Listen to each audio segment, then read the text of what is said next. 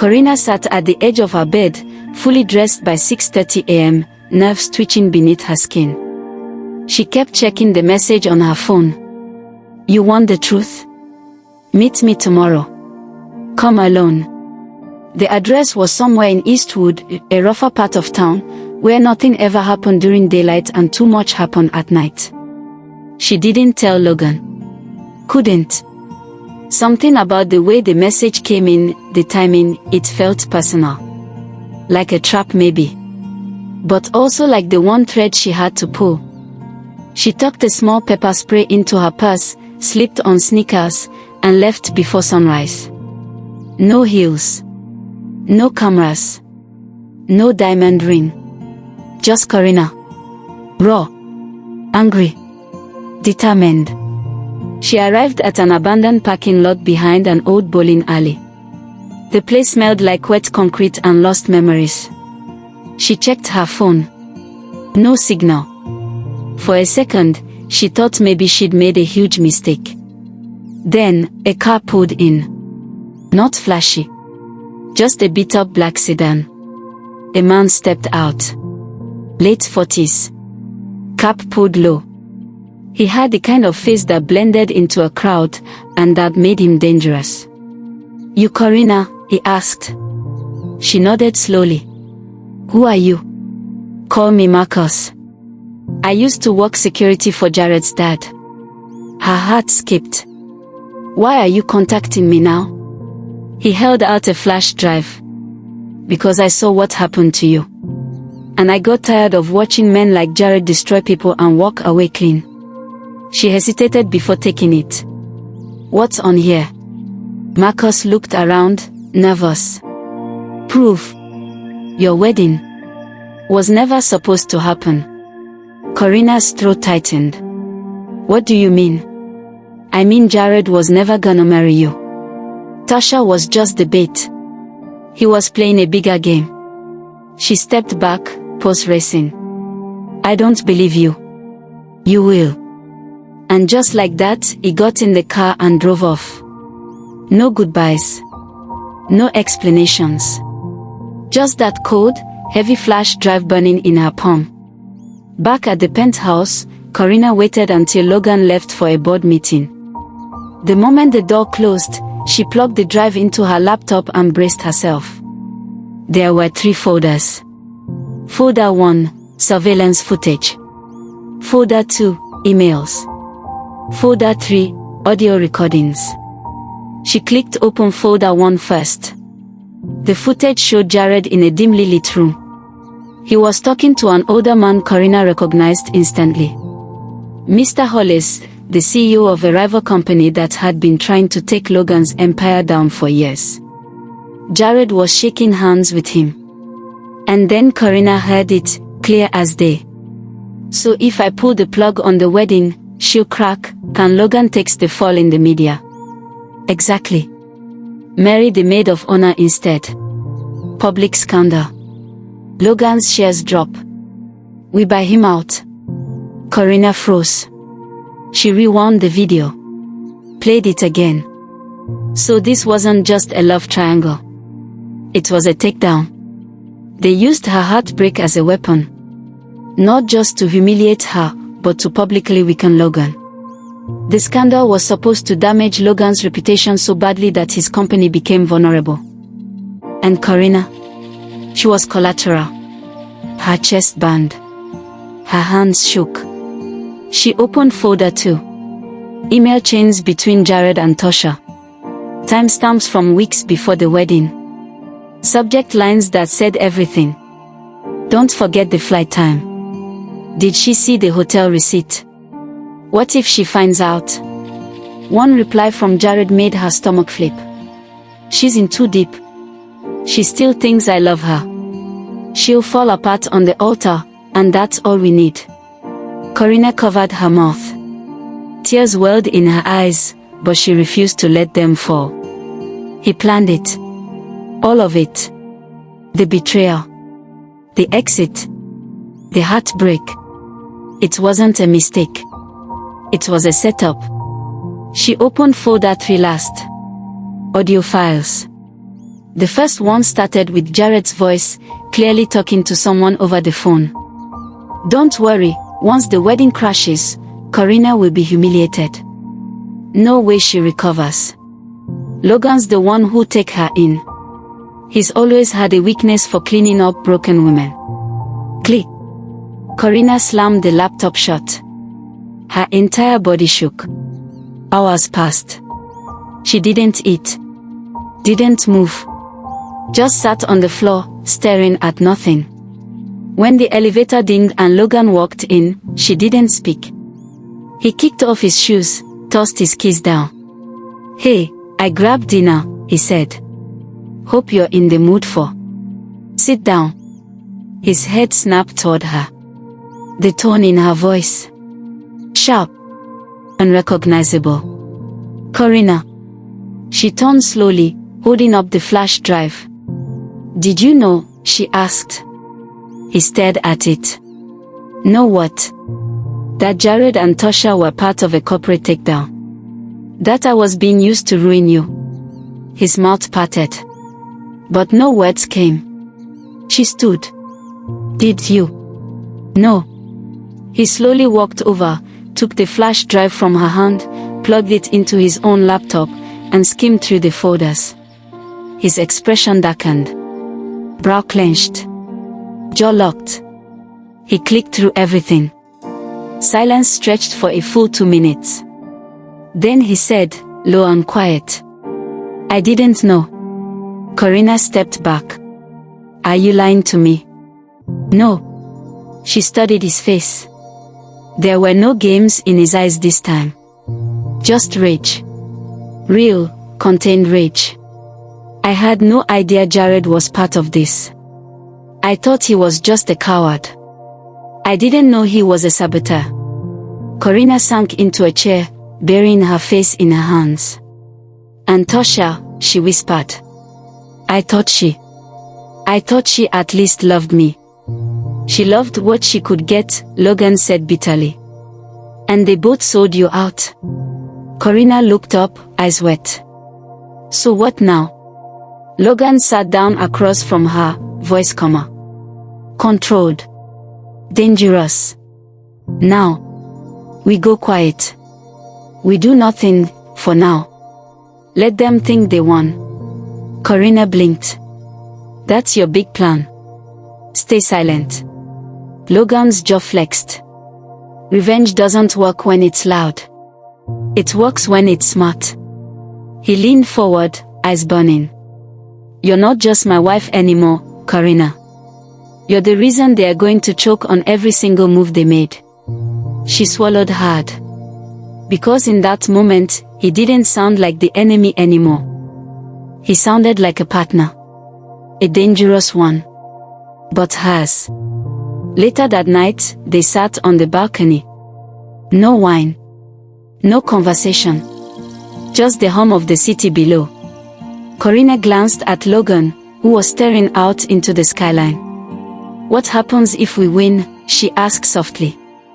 He didn't look at her. "We changed the rules."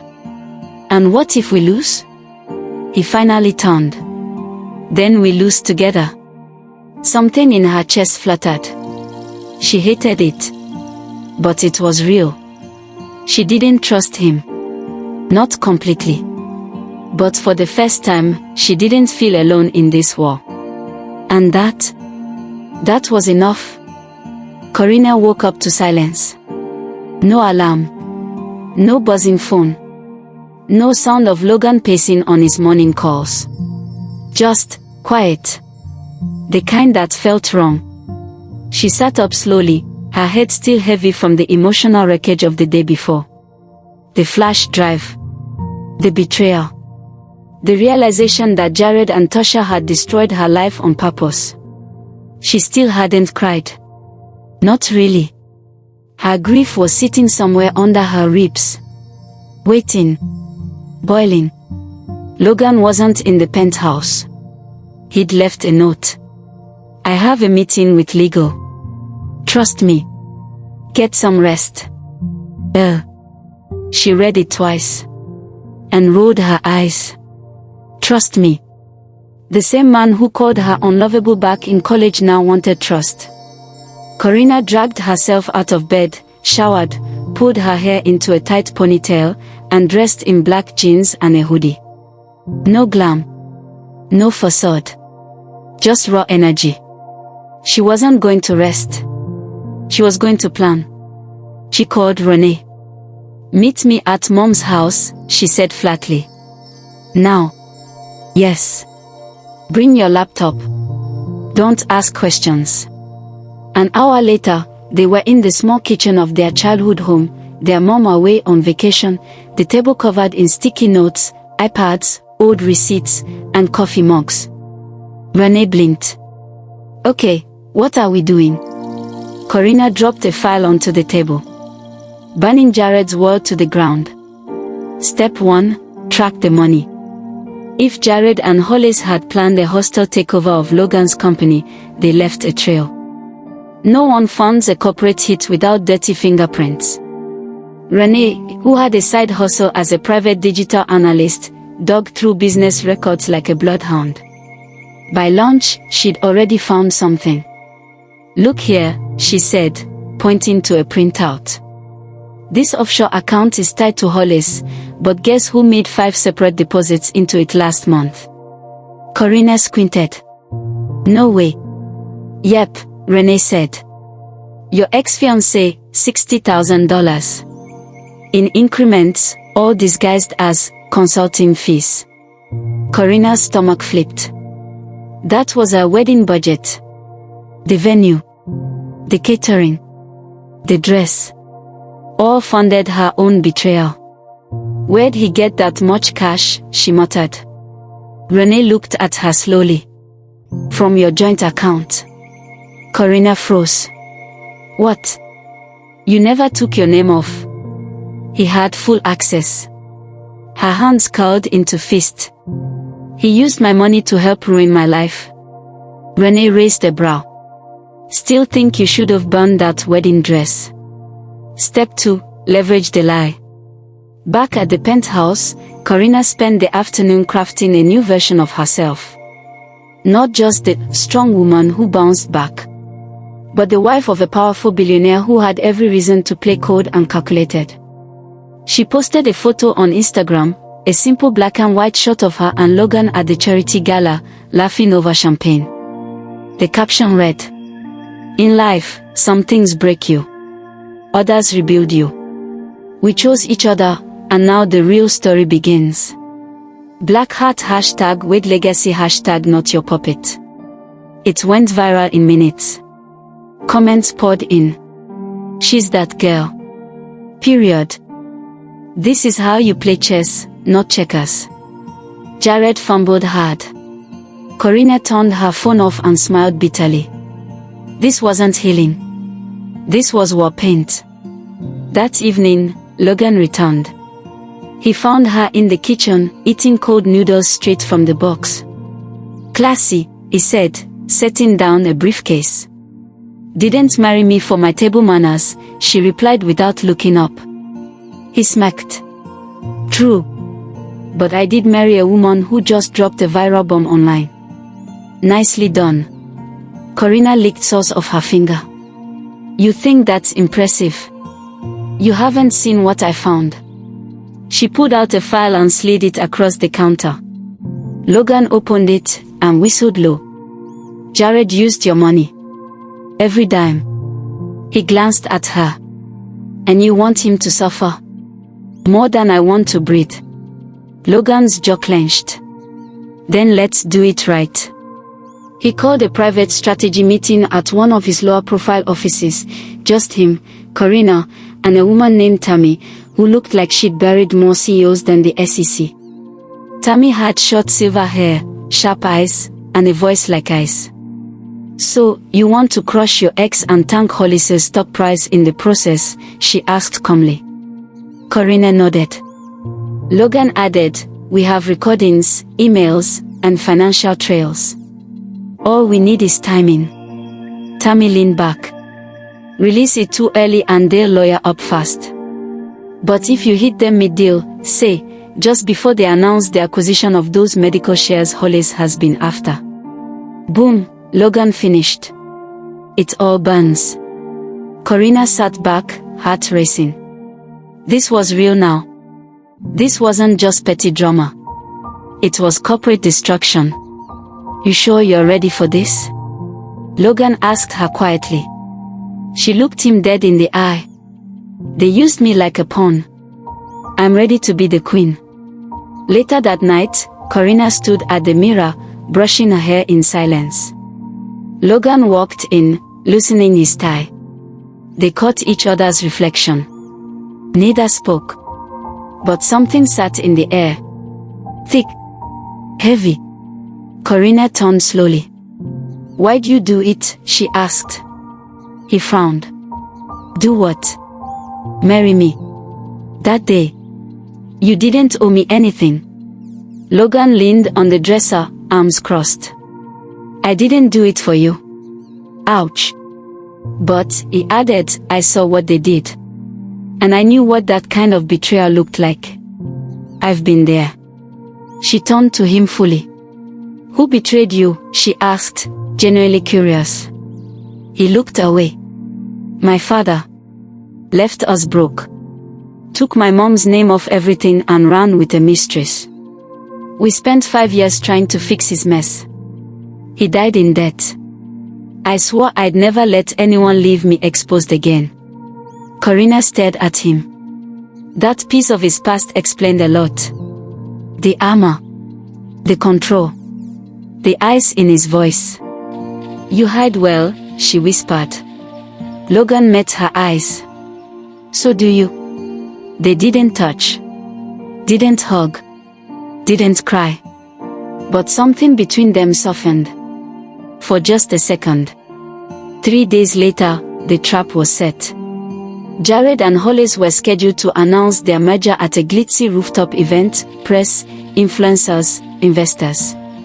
All eyes. Karina and Logan watched the live stream from a quiet room in one of his buildings. As Jared stepped up to the mic, smiling like a star, Tammy hit send. Within seconds, the documents were in inboxes all over Wall Street. Then the video. Then the audio. Karina whispered, lights out. And just like that, the live stream froze. Reporters gasped. Phones buzzed. Someone screamed off camera. And Jared's face. He looked like he'd seen a ghost. Hollis' stock dropped 17% in 3 hours. Jared trended online, but not in a good way. Tasha deleted all her social media accounts. And Karina? She smiled for real, for the first time in a long time. But that night, as the city flickered and the war raged outside, she lay next to Logan in silence. Not touching. Not speaking. Just breathing the same air. 2 enemies in the same bed. No longer faking. No longer pretending. Just waiting to see what came next.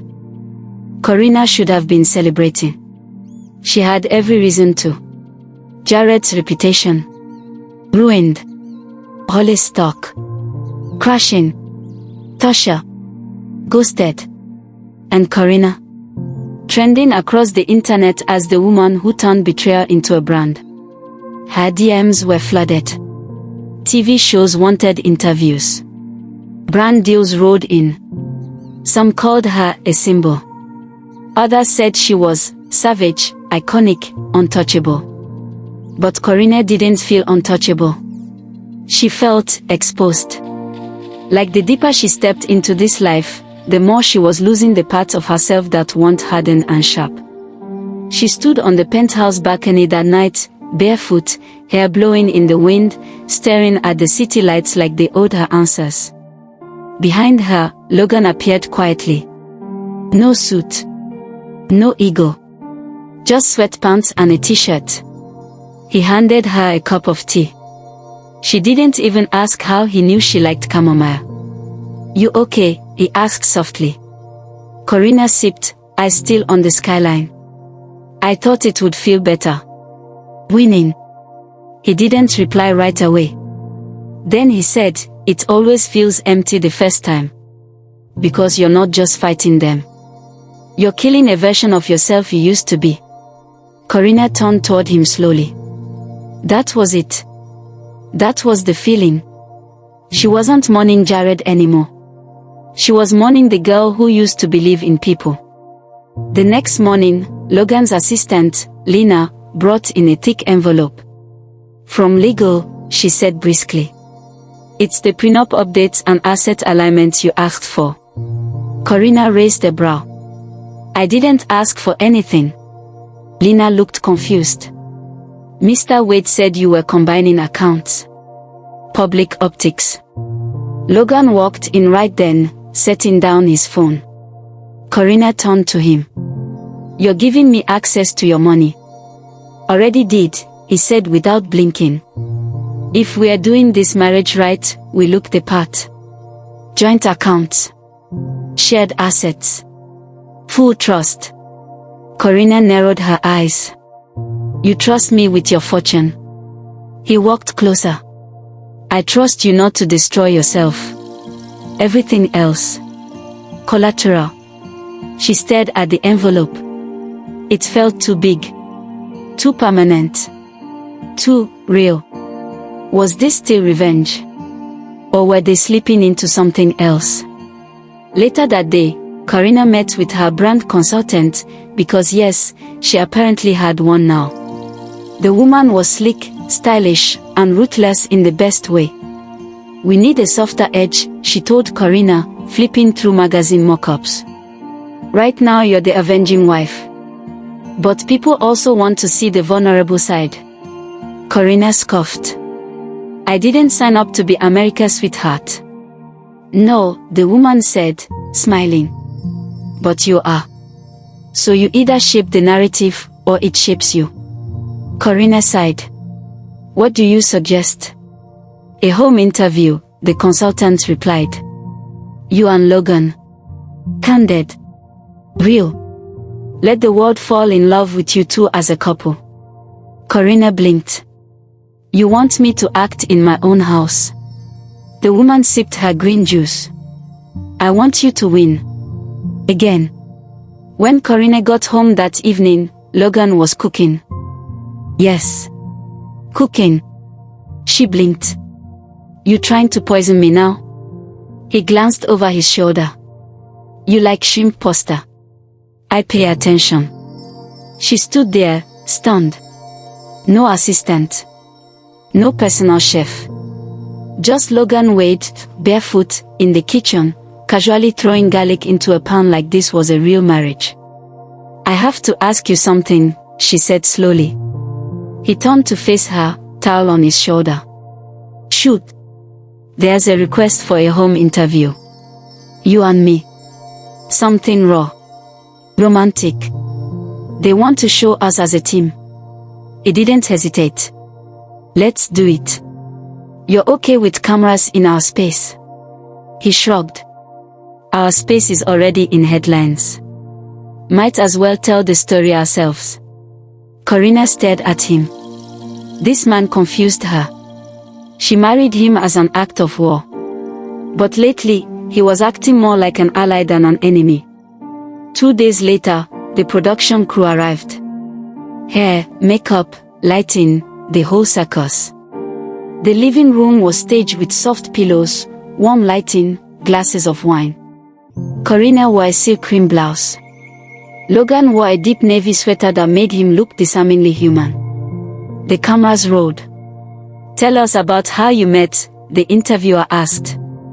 Karina laughed dryly. College. I hated him. Logan smirked. She kicked me out of the study group. Twice. I had good instincts, she replied. They both smiled, and the camera loved it. Did you ever think you'd end up married? Karina hesitated. Not in a million years. But here we are, Logan said, slipping his hand over hers. And suddenly, the world disappeared. Karina looked at their hands, his thumb gently brushing against hers, and felt something terrifying. Comfort. Closeness. She didn't pull away. After the shoot, Karina sat in the quiet kitchen with a glass of wine, her mind spinning. Logan joined her, stretching out in the chair across from her. "That was a good performance," he said. She looked up. "Was it all performance to you?" He paused. "No," he said softly. "Some parts were real." Karina's heart pounded. She hated that. This wasn't the plan. But then again, when had any of this gone to plan? She drained the rest of her wine. "I'm going to bed." Logan stood too. "Same." They walked side by side into the dark hallway. No words. Just something humming between them that neither wanted to admit. And that night, they didn't sleep back to back. They didn't sleep in silence. They didn't sleep apart. The next morning, Karina woke up tangled in sheets and confusion. Logan was gone, already on a call in the next room. She didn't regret it. But she didn't understand it either. Her phone buzzed. A text from Renee. "You need to see this." Attached was a screenshot. A post on a gossip blog. Headline bold and dirty. "Logan Wade's secret deal with Karina's ex. Sources say the marriage was a setup." Karina's blood ran cold. She read the article. Anonymous sources claimed Logan had known Jarrett's plan all along. That he used the scandal to sweep in, marry Karina, and boost his brand. That it was all a business move, and Karina, a pawn. Her hands trembled. She stormed out of the room and found Logan in his office. He was calm. Too calm. "Is it true?" she asked, voice shaking. Logan looked up from his laptop. "What's true?" "That you knew Jarrett planned to humiliate me. That you played along just so you could be the hero. He stood slowly. "No. I didn't." "You swear?" "I swear." Karina stared at him. But the damage was done. The doubt was planted. And just like that, the war started again. This time, not with Jarrett. Not with Tasha. Not with the world. But with the man she had started to trust. The man she had started to feel something for. And that was the most dangerous war of all. Trust is fragile. Once broken, it cuts both ways. Karina didn't take her suitcase. She didn't pack her things. She didn't even change out of her nightshirt. She just grabbed her phone, her car keys, and walked out of Logan's penthouse barefoot and betrayed. He didn't chase her. Didn't call. Didn't yell. He just stood there as she slammed the door, like he was letting her go. And that made it worse. Because part of her heart wanted him to stop her. To fight. But he didn't. And that told her everything. She drove until the sun rose. Nowhere in particular. Just away. She ended up at Renee's apartment on the west side. No fancy lobby. No doorman. Just a buzzer that barely worked and stairs that creaked. But it was safe. And right now, safe mattered more than anything. Renee opened the door, wide-eyed. "Girl, what happened?" Karina pushed past her, arms crossed. "I need to crash here." Renee didn't press. She handed Karina a blanket and a fresh toothbrush, and by the time she poured 2 mugs of tea, Karina was already curled up on the couch, staring blankly at the TV that wasn't even on. Renee sat beside her. "So, Logan?" Karina nodded slowly. "I thought he was different," she whispered. "But maybe I'm just easy to play." Renee frowned. "What are you talking about?" Karina pulled up the gossip article again. "They say Logan knew about Jarrett's plan from the start. That the marriage was a business move." Renee skimmed the post. "Who's the source?" "Anonymous." "That's suspicious." Karina's voice cracked. "What if it's true, Ren?" What if I was just convenient again? Renee looked at her. Okay. Then let's prove it. You walked away once. That makes you strong. But let's not make the mistake of running blind again. Karina stared at her. And for the first time since leaving Logan's place, she nodded. The next day, Karina met with Marcus again, the ex-security guy who'd first given her the flash drive. This time, she didn't wait for him to come to her. She went straight to him, an old garage out by the docks, where he now ran a private surveillance firm of the books. Got another favor, she said as she stepped into his cluttered office. Marcus leaned back. You always bring storm clouds with you. Karina held up her phone. I need to know who leaked this. He took the phone, studied the post, then smirked. Oh. The letter. Karina frowned. What do you mean? Marcus spun his laptop around and pulled up a private forum. This article didn't just appear, sweetheart. It was sold. Sold? Yeah. 3 days ago. I track leaks like this. Someone shopped a tip-off to 4 outlets before one bought it. He clicked through screenshots. Karina leaned in, reading the usernames, email handles, timestamps. Then, one caught her eye. Sender, misstruth2030@email.wipe. Marcus looked at her. Sound familiar? Karina's lips parted. Tasha. Back at Renee's place, Karina sat still as stone, jaw clenched. That snake, she said under her breath. She's still not done. Renee dropped onto the couch. So this whole letter was fake. Not fake, Karina said coldly. Planted. She framed Logan. She made it look like he used me, so I'd leave him. Renee blinked. Wait. You think Tasha wants you to walk away from Logan? Karina nodded slowly. Because she knows something's happening between us. Something real. And if she can break that, then she gets the last laugh. Renee looked at her sideways. Are you saying you actually caught feelings for the enemy? Karina didn't answer. She didn't need to. That evening, Karina opened her inbox to find a message from Logan. No long paragraph. No accusations. Just a line. When you're ready to talk, you know where to find me. She stared at it. Then deleted it. Not out of anger. But fear. Because the more she doubted him, the more she missed him. And that scared her more than the betrayal. Renee. I have to go. To Logan. Karina nodded. I left because I didn't trust him. But the truth is, I didn't trust myself. She arrived at Logan's penthouse late that night. Still no suitcase. Still no script. Just her. When the elevator doors opened, Logan was sitting on the edge of the sofa, shirt unbuttoned, sleeves rolled. He looked tired. Hurt. But when he saw her, he stood. Before you say anything, Karina began, I need to apologize. Logan shook his head. You don't. Yes, I do. Because I saw a headline and believed it.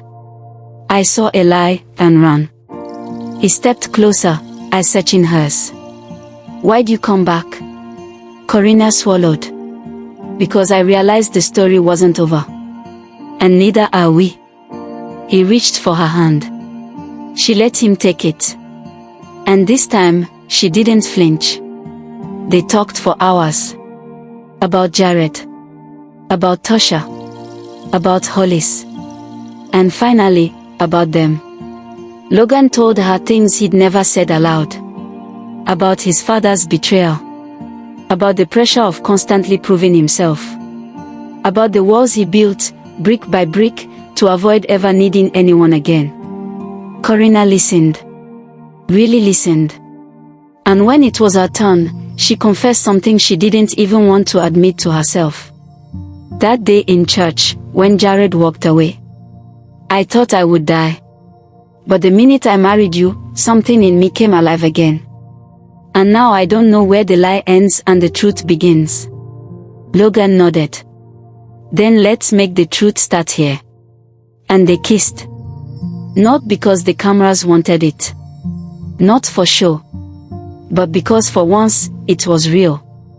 The next morning, Karina sat on the balcony, sipping her tea as the sun rose. Logan joined her quietly. They didn't speak. They didn't need to. The war wasn't over. The lies weren't done. But they had each other now. And that changed everything.